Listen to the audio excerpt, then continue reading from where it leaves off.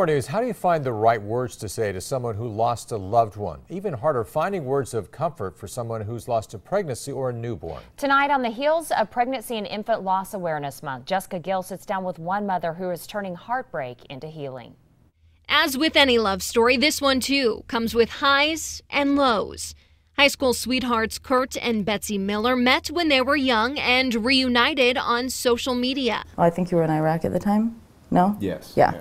So then when he came back to Omaha, we rekindled the romance.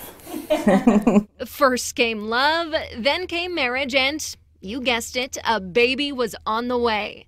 A perfect textbook pregnancy, Betsy calls it. Every doctor's appointment almost throughout the whole thing was super healthy. Everything was fine. I never felt sick. And at 34 weeks, still, nothing seemed too alarming. But then when she measured my stomach with the tape measure, I was the same size that my stomach had been the appointment prior. An emergency C-section was in order. Baby Olivia was welcomed to the world, weighing in at just 2 pounds. This I always like to show because it's so tiny. Test after test and a number of blood transfusions later, things were starting to look dim for Olivia.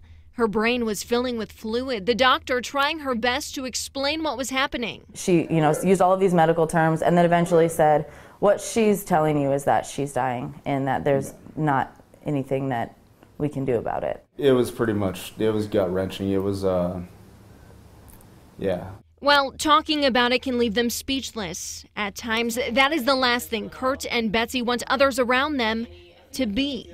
And while they're not asking for sympathy, acting like it didn't happen doesn't help, and I think that's what a lot of people do. The Millers not alone in their journey.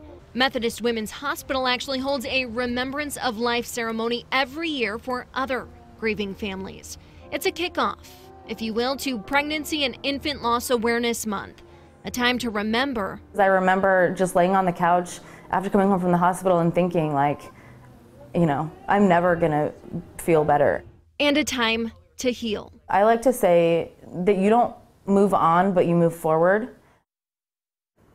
With October being Pregnancy and Infant Loss Awareness Month, the balloon release that you just saw, which was held here at Turner Park earlier today, marks the start of several events slated to commemorate the cause.